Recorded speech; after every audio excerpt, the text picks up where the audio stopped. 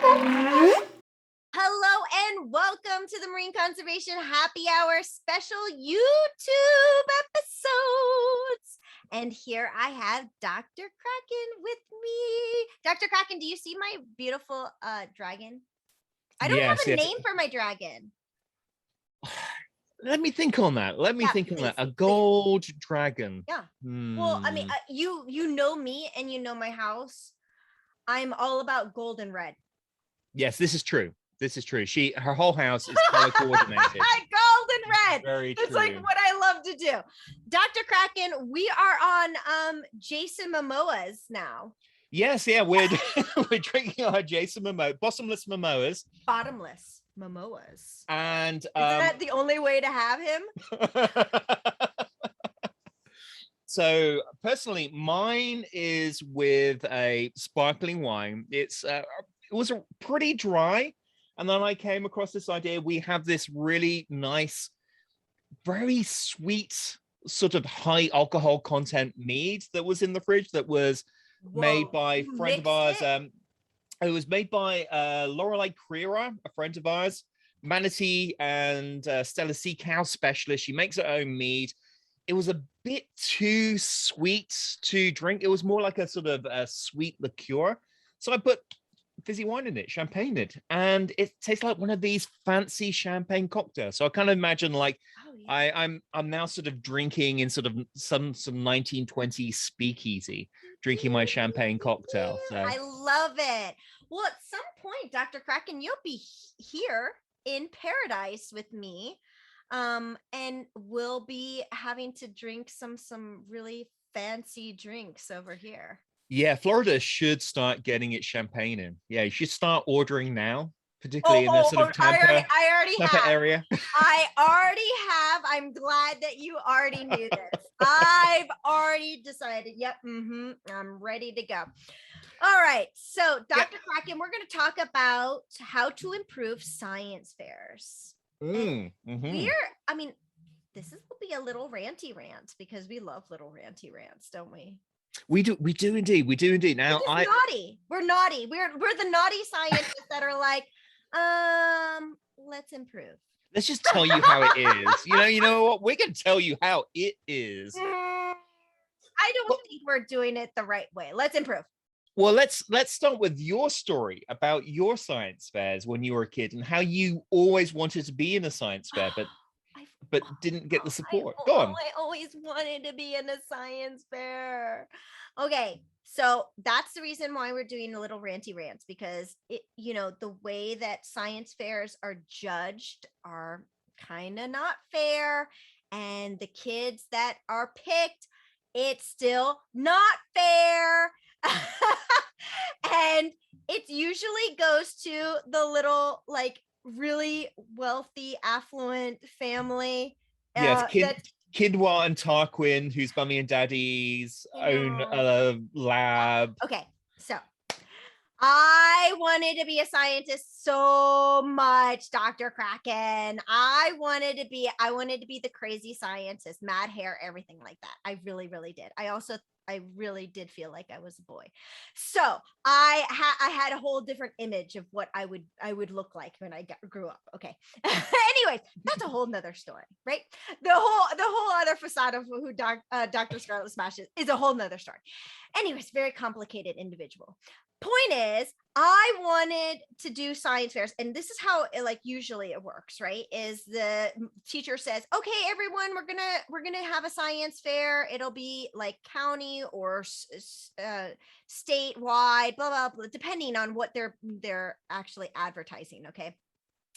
I want you to go home. I want you to prepare. I want you to bring in your science experiment, and then we will pick which one will be able to move to the next level. Okay, so happy little Scarlett Smash running home. I did not have the actual support at home to be able oh, I want to do this and whatever. So I figured out something, right? And in my mind, it was sciencey because it had a hypothesis, right? Your hypothesis testing. And what was your hypothesis, Mash? And mine was, This is well, so you. if So on brand. mine was, well, I mean, I wanted to be in the fairy world, in the fairy tale land all my life. So of course I always believed in like hobbits and leprechauns, and I just knew they were running around my room. And so and so I was like, okay, yes, I am going to make a leprechaun a trap. Of course. And I'm going to prove that there are leprechauns. So in my mind, I was like, okay, well, in order to do that, the leprechaun must have this, must have that, must have that. And then once he's captured here, proven leprechaun. So you had a sort of theoretical experimental basis That built if up. he was there, which I totally believed he was there, then he would fall into my trap because I had candy. Of course. This wonderful little trail of candy. That's where you went wrong. You should have had Guinness. Oh, dang. Well, see, I didn't have parents that were able to say things like this. Yeah. You know what I mean? I had like a teenager parent in the background that was probably doing whatever, God knows what, while I'm like in my backyard trying to do a leprechaun trap with my cats. See, this is where you, well, as we'll talk about in the moment, that it didn't go go to the finals. But you were showing a way of doing science communication in an amusing way. You were showing the scientific method with leprechauns. So you could have actually presented that. Had you been a professor, that would have been a really nice example to your students that they would remember about how the scientific method works. But it was just wasted. It was just wasted on the wrong audience. But see, this is the thing, Dr. Kraken, is I wanted to be in the science fair so badly, and my heart was crushed over and over and over again that I finally gave it up. And I said, okay, fine, I won't do this anymore. And they never really totally tried after that.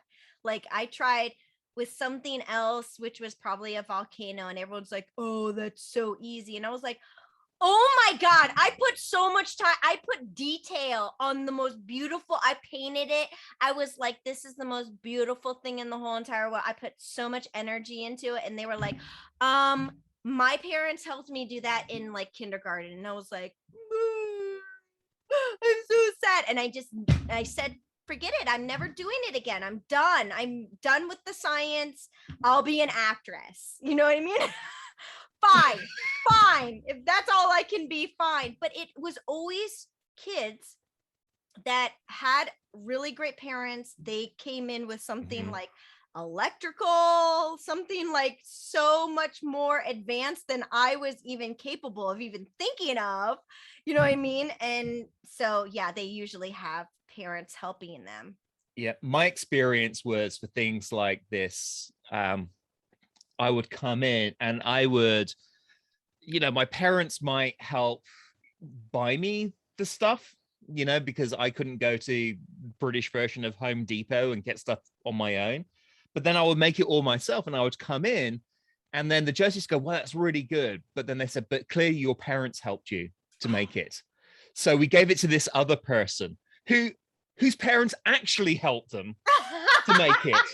But because it looked crappier, they gave the prize to them. So I couldn't possibly have done the thing because it was too good for a kid to do. So that happened to me again and again and again. I just stopped. That was so you. I did the best. I did the best. Absolutely. But yeah, it's true. I just ended up giving up because people just assume my parents helped me. And then, all they did was help me get the raw materials. So, my parents couldn't help me build an electrical circuit or anything like that. Actually, my dad probably could have built a wall and built a house or something like that. Well, but okay. So I love this. I'm glad we're coming from very different backgrounds. Okay. Yeah. We're coming from very different backgrounds. And my thought is, Dr. Kraken, how is it that you just you're saying that you just were born a genius. So no one ever taught you electricity. No one, you just knew how to do this kind of stuff. Well, again, I had a very different background from you in that my mother realized I had reading issues. So she tried to help me overcome my dyslexia by encouraging me to, she would read a book to me, and then before the ending of the chapter, she would stop and say, right, you have to finish it off if you want to find out what happens to Doctor Who or whatever. She knew I like sci-fi and geeky stuff. So that was a way in. Okay, so she encouraged me to read. And then we would have a parent that was reading very yes, very nice, higher educated at oh, books. she wasn't higher educated. My grandmother worked as a kitchen maid.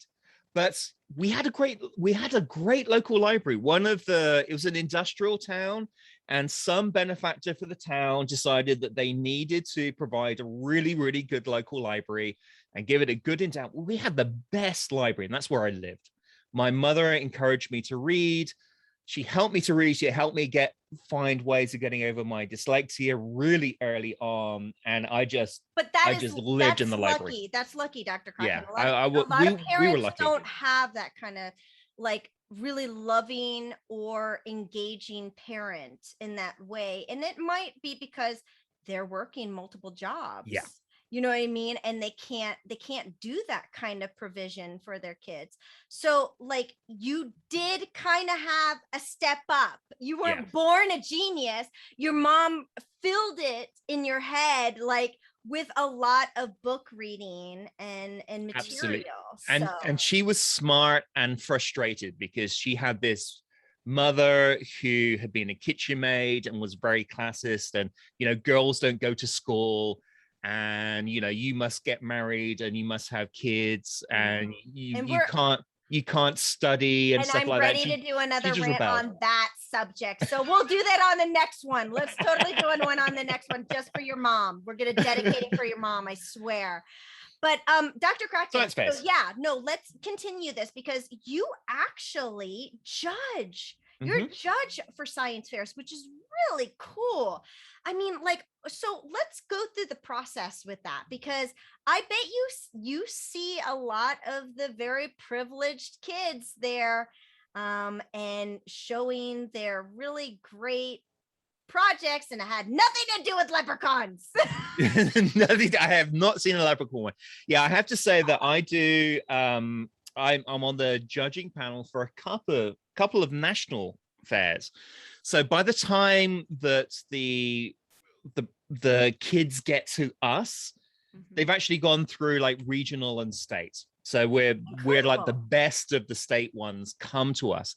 And our particular group, this is one of our things. We keep seeing these projects that come through from kids who clearly come from an area of privilege. And one of the first things we check through is like, who actually did this? So if, did they work in mommy and daddy's research lab? Do they actually design this themselves? So the sort of evolution and how these prizes have been given have really changed over the years, going from these almost like university level ones, but the kids didn't do it. It was like the grad students who helped them to ones that have been done in the garage. Young, I had no chance, but it sounds like it's becoming very encouraging, and they are accepting children that are not from wealthier families. Absolutely. And this year was really interesting because a lot of the projects were done during the pandemic. So they literally were done in like people's basements and garages, and the kids sort of did it themselves. So it was very, very different from normal. You didn't have these papers being submitted and gone, yeah, did this kid really write this, or did daddy's PhD student write this for them? So it was quite interesting. People that did that. See that come through, but increasingly that's been one of the big criteria.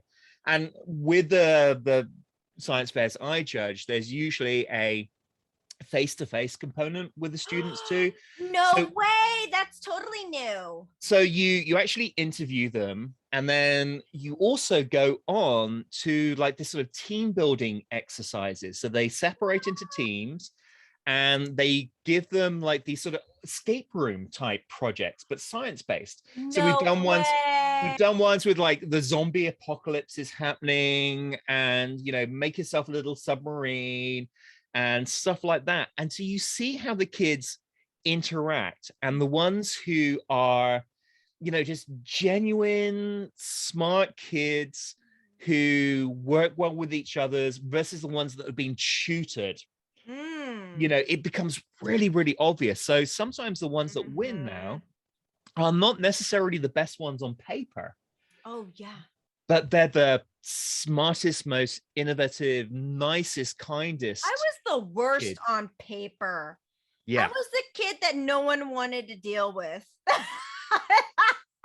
was like, no, let's just move on. And then they just push my face away. Yeah. I mean, that seems to be the way things are, that seems to be the way things are going. People now are looking more at what is this person's background and their growth rather than how great they are on paper. Yeah. But fortunately, a lot of the kids that get to these finals, that's not how they're necessarily graded. So you do see from like some states, every other project is computer science projects coming out from Silicon Valley, where parents clearly work for like computer companies and so on like that. Yeah. It's like, ugh. But then you get some kids that come from like places like Louisiana. We had a brilliant student who came from Louisiana, completely unexpected. I mean, this kid could have been like your cousin, came from this really unexpected background. Not necessarily the best science project, but just smart, and given the opportunities, really, really shone. So this is sort of the future of science fairs, but it's got to get down to that local level. So it's not just, oh, this is great, this looks like a university paper, so we're going to give them top marks, but rather looking at the kid themselves and their background and their growth and their ability to problem solve and critical think, rather than just parrot rote learning. That's what a scientist does. Yeah. Really, what makes a good scientist, rather than, what is their background? Yes. Yeah. Which unfortunately, too many universities are judging like that. Do you have a good GRE score?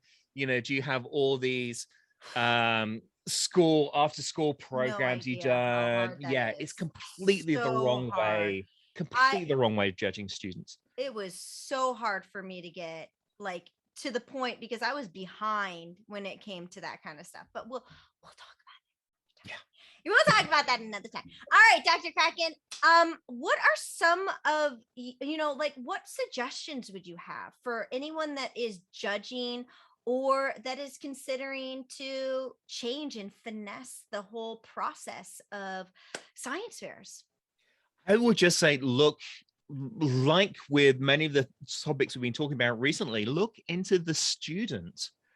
Try and find out about the student and not just what is on paper. So maybe like almost an autobiography, like video or something like that. Yeah, autobiography or an interview. I mean, interviews make so much difference. If you can actually, in these science fairs, the kids often have their little talks that they give, but some of them are completely tutored. So if there's but that's what I'm saying. Like, I feel like those interviews, I wouldn't know what to do because no one was prepping me for.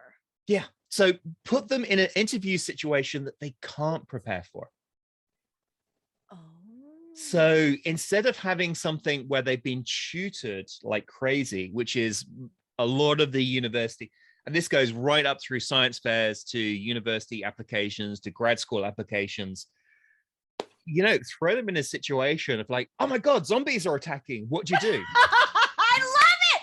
I'm telling you, I would have had a whole plan. From coming from a background of being a planner and preparing, I used to, well, that's a whole nother story. You gotta listen to the podcast that is Don't Judge a Book by Its Cover, the background story of Dr. Scarlett Smash. But I used to like actually have like a wooden like almost like a vampire knife. Like it wasn't a knife, but it was wooden, right? And I was just always had it This one underneath. here, like this steak I have next to I me, just in had case it of underneath my vampires. pillow because I was like, I am ready. I am ready because I lived in a kind of scary place in my life at the time. So I was always like, if anyone comes to try to attack me as a kid, I'm ready. You know what I mean? Like, I'm not going to let them, do any harm to me. So anyways, my point is there might be some really savvy children out there that are like, oh, I know what to do. Yeah, my house is so zombie apocalypse prepared. Oh, now it is. Yeah. Yeah. You have like swords all over the place. You'll be like dueling them. You'll be like, which one do you want? Which one do you want me to stab you with? Seriously. Well, Yeah, Dr. Kraken. Something like that. So take people slightly outside of their comfort zone. And this is something I used to love doing as a mentor for PhD students. Instead of the sort of standard PhD defense question, throw something crazy and wild. Like, you have got a job providing science advice to word it Joe differently Biden. to a What'd you do? child. You've been provided. I mean, like, don't no. Oh yes. Okay. You've managed to get a job, blah, blah, blah. Or you're on a desert island. You're in a desert island and there are 3 trees. Yeah, exactly. And you have go, X, Y, and Z. How do you solve this problem? Down. There you go. Science communication right there for you. Well, this has been so much fun. We'll do another ranty rant just for your mom. I feel like that. When is your mom's birthday, by the way? Oh, it's in June. So we missed it. Yes. Then we have to hurry up and do it because it's September. All right, Dr. Kraken, thank you so much. And for everyone that's listening to us, oh my gosh, thank you so much for joining us on YouTube. This is wonderful. These are special episodes just for you. It's not on the podcast, right, Dr. Kraken? You cannot hear this on the podcast. These are going to be our lovely rants and really cool topics like we just did manatees, right? Yeah. Absolutely. Well, in fact, that one, you could download the YouTube video and use it in classes and stuff. So any school teachers there out there, get your YouTube downloader.